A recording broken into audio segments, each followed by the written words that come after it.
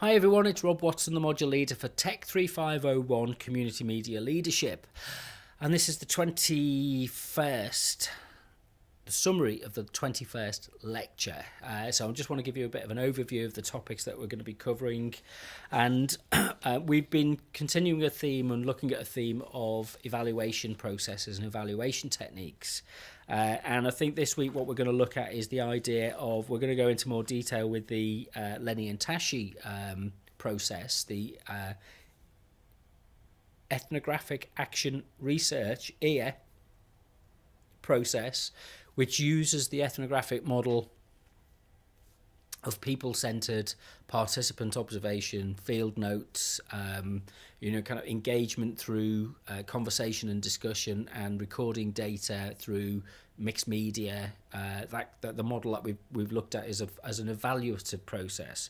So what I want to think about in this session is kind of, if you like, Lenny and Tashi talk about the idea that kind of we have to take into account the context within which our evaluation is going to take place. So we need a realistic evaluation and realistic assessment of what it is we're looking for, how we will gather that information, what it is that we will need to develop in order to be able to come out with a realistic and an informative and a critically relevant set of stories and issues which we can then use to evaluate and make recommendations and share that knowledge and expertise with people involved, both within the group that we're and the community that we're working with, but also in a wider audience, if you like, of people who might learn from our experience. So this calls for a sense of, if you like, critical bridges, which is a phrase that Lenny and Tashi use, which is the idea that we're doing something which is interdisciplinary. We're doing something which is recognises that we use lots of different modes of engagement, and that people come from different backgrounds and different circumstances, and that if we just stick to using one form of evaluation and one mode of one way of doing evaluation, then we're not going to really kind of achieve a broader outcome, and we're not really going to get a great sense of what's going on. So they recognise that this is about drawing on different traditions of evaluation and analysis. One of the things that's dominant that Lenny and Tashi identify is that the quantitative model of evaluation tends to be dominant. So it's what we can measure, what we can count, what we can do in terms of mapping the outcomes.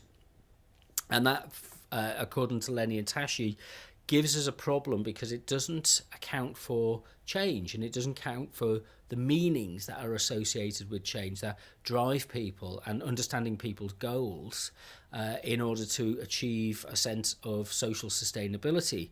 It can tell us something which is delineated by a category at this point, but it can't tell us what the process is that drives the change. So remember our thinking about the kind of solar system and the idea that what you see in terms of planets, asteroids, moons, stars, those kind of things, they're the evidence of processes, of natural physical processes such as gravity and motion and geometry that are taking place. And these are the results of those processes. And we have to rethink through what we regard as cause and effect, and not fall into a trap of what's called a post hoc rationalization, assuming that because we have this now, it was caused by this series of events.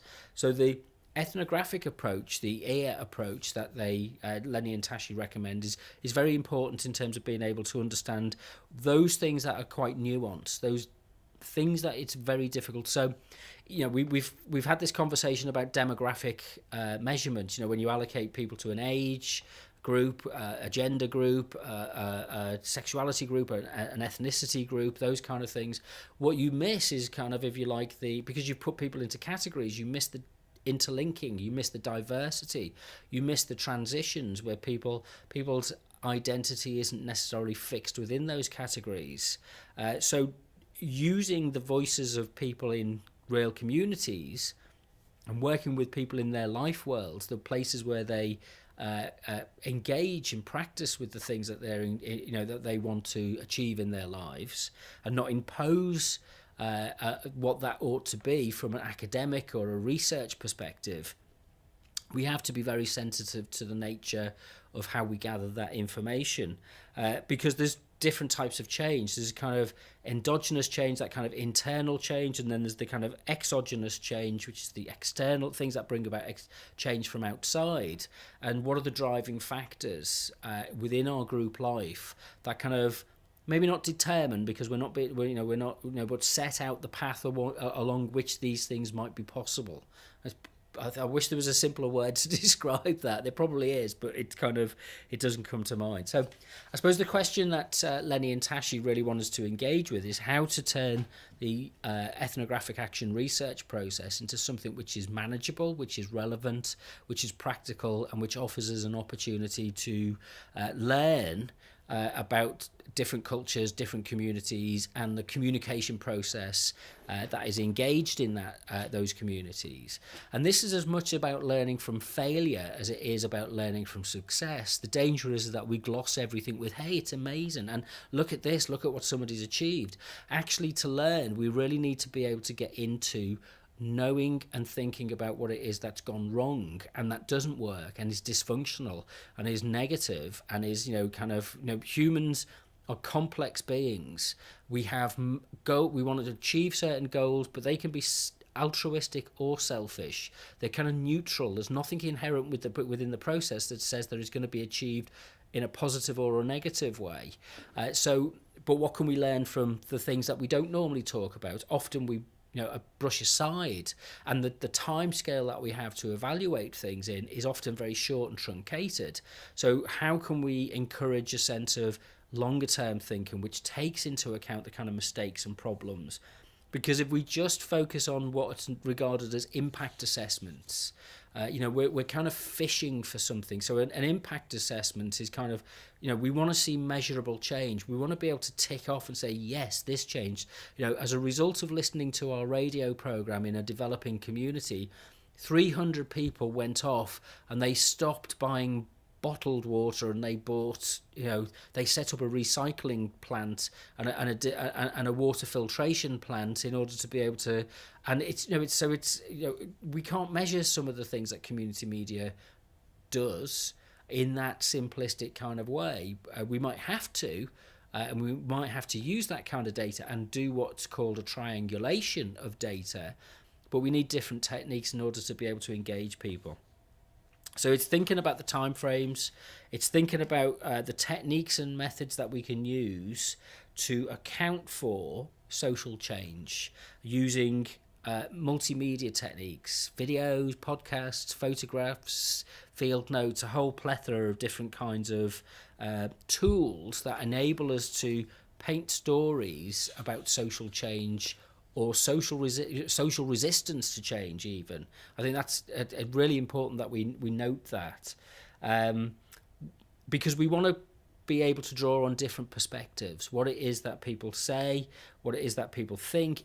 These things shift and change. They're not fixed, they're not continuous, they're not logical, they're biased, they're inherent within kind of communities.